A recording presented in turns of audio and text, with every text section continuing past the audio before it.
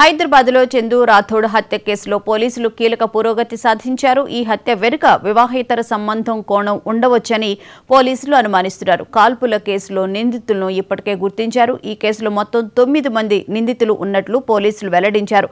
4 కాల్పులు జరపగా మిగిలిన 5 వారికి సహకరించినట్లు గుర్తించారు. ప్రస్తుతం 4 నిందితులు పోలీసులు అదుపులోకి తీసుకున్నారు.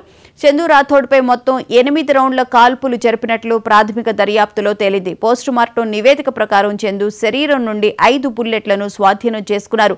సంఘటనా స్థలంలో మరో 3 బుల్లెట్లు లభించాయి.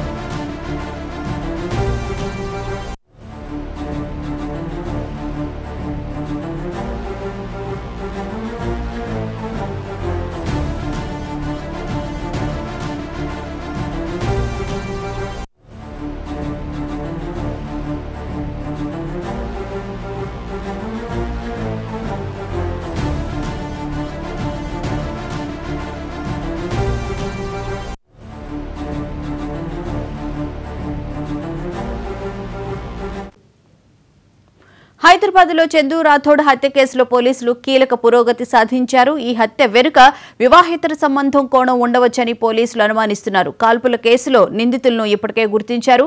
ఈ కేసులో మొత్తం 9 మంది నిందితులు ఉన్నట్లు పోలీసులు వెల్లడించారు. 4 కాల్పులు జరపగా మిగిలిన 5 వారికి సహకరించినట్లు గుర్తించడం జరిగింది. ప్రస్తుతం 4 నిందితులను పోలీసులు అదుపులోకి తీసుకున్నారు. చందు రాథోడ్పై మొత్తం 8 రౌండ్ల కాల్పులు జరిపినట్లు ప్రాథమిక దర్యాప్తులో తేలింది. పోస్టుమార్టం నివేదిక ప్రకారం చందు శరీరం నుండి 5 బుల్లెట్లను స్వాధీనం చేసుకున్నారు. సంఘటనా స్థలంలో మరో 3 బుల్లెట్లు లభించాయి.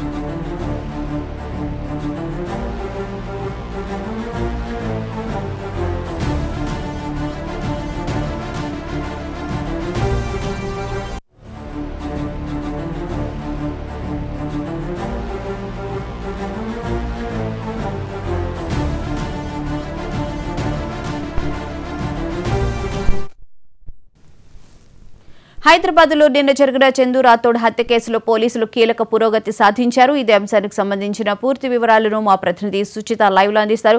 సుచిత, చెప్పండి, అది రాజకీయ హత్య కోణంలో జరిగింది అని చెప్పి నిన్న భావించినప్పటికీ ఈ రోజు యూటర్న్ తిరిగినట్లు అనిపిస్తుంది. వేరే వివాహేతర సంబంధం ప్రధాన నేపథ్యంలో అనుమానం వ్యక్తం చేస్తున్నట్లున్నారు పోలీసులు. డీటెయిల్స్ ఏంటి? ఎస్ భువన గారు, నిన్నటి వరకు కూడా, నిన్న సాయంత్రం వరకు కూడా, ఈరోజు పొద్దున వరకు కూడా అదే ఒక రాజకీయ హత్య అని మాత్రమే మనం అనుకున్నాం.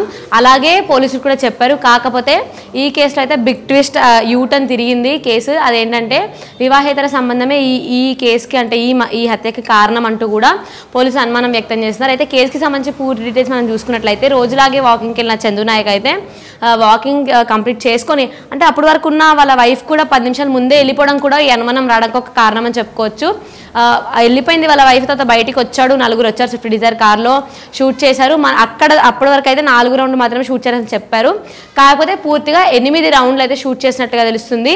బాడీలో 5 బుల్లెట్లు ఉండగా కింద మాత్రం 3 బుల్లెట్లు దొరికినట్టుగా క్లూస్ టీమ్ కూడా ఇన్ఫర్మేషన్ ఇవ్వడం జరిగింది.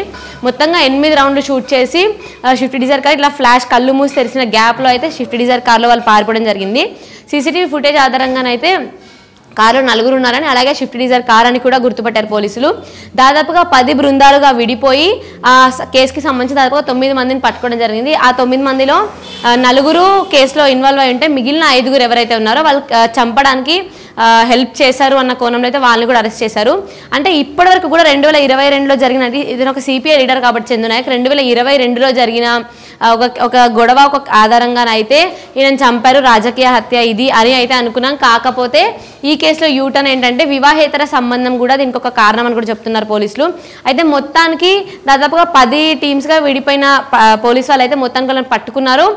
దాదాపు 9 మందిని అరెస్ట్ చేశారు. దాంట్లో కూడా అంటే ఈ ఎవరైతే ఈ 9 మందిలో వాళ్ళ వైఫ్కి కూడా వివాహేతర సంబంధాలు ఉన్నాయని, దానివల్ల అతను చంపించింది అన్న కోణంలో కూడా దర్యాప్తు జరుగుతుంది. అంటే అప్పటి వరకు దాదాపుగా 6:50 వరకు కూడా ఉన్న వాళ్ళ వైఫ్ రోజు ఉండేది, ఆ రోజు మాత్రం లేట్ ఉంది వంట చేయాలని చెప్పి వెళ్ళిపోవడం, దాని తర్వాత ఆయన బయటకు రావడం 7కి 7:10 లాగా, ఆ 15-20 మినిట్స్ గ్యాప్లోనే వాళ్ళ వైఫ్ వెళ్ళిపోవడం, అప్పుడైనా బయటకు రావడం, వాళ్ళు వచ్చి షూట్ చేయడం. అంటే అక్కడ షూట్ జరిగినాక కూడా, అంటే షూట్ చేసిన తర్వాత కూడా అతను అక్కడ పడిపోయినాక కూడా ఒక హాఫ్ అన్ అవర్తో వేరే వాళ్ళు వెళ్ళి ఫొటోస్ చూపించి మీ ఆయన అని అడిగితే తప్ప వాళ్ళ వైఫ్కి అక్కడ జరిగిందని కూడా తెలియదు. ఇలాంటివన్నీ అంటే ఇవన్నీ ఒక పాయింట్లో పెట్టి చూసినందుకు పోలీసులకు ఒక వివాహేతర సంబంధం వల్ల జరిగిన హత్య అన్న డౌట్ కూడా వచ్చింది. అదే కోణంలో అయితే ప్రజెంట్ దర్యాప్తు కూడా చేస్తున్నారు భువన గారు. అయితే ఈ మధ్యకాలంలో ఈ వివాహేతర సంబంధాలకు సంబంధించి హత్యలు జరుగుతున్నాయి, మనం చూస్తూనే ఉన్నాము. ఇప్పుడు ఈ పొలిటికల్ లీడర్స్కి సంబంధించి కూడా ఇలాంటి హత్య జరగడాన్ని అసలు మనం ఎలా చూడాలి, ఏం జరుగుతుంది అసలు? ఎస్ భువన గారు, అంటే దాదాపుగా గత 6 నెలలుగా కూడా వివాహేతర సంబంధాల వల్ల భార్యని భర్త చంపడం, భర్తని భార్య చంపడం, లేకపోతే ప్రియుడి కోసం తల్లిదండ్రులను చంపడము, ప్రియుడి కోసం తండ్రిని చంపడము, ఇలాంటి కేసులు మనం గత 6 నెలలుగా చాలానే చూస్తున్నాం. అంటే ఇప్పుడు భర్త కోసం భార్యను, ప్రియుడి కోసం భర్తను చంపినా, లేకపోతే ప్రియుల కోసం భార్యను చంపినా కూడా ఇక్కడ కుటుంబం నాశనం అవుతుంది. అని పూర్తిగా చూసుకున్నట్లయితే పిల్లలు ఎవరైతే ఉన్నారో వాళ్ళ పిల్లలు వాళ్ళ జీవితం రోడ్డు పాలవుతుంది.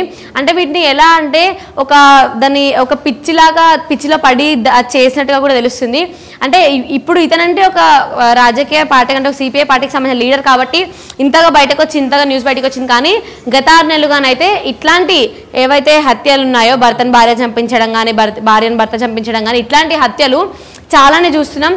అది కాకుండా ఈరోజు కూడా తెలంగాణకు సంబంధించి వరంగల్లో కూడా ఇలాంటి ఒక హత్య జరిగింది అని కూడా తెలుస్తుంది.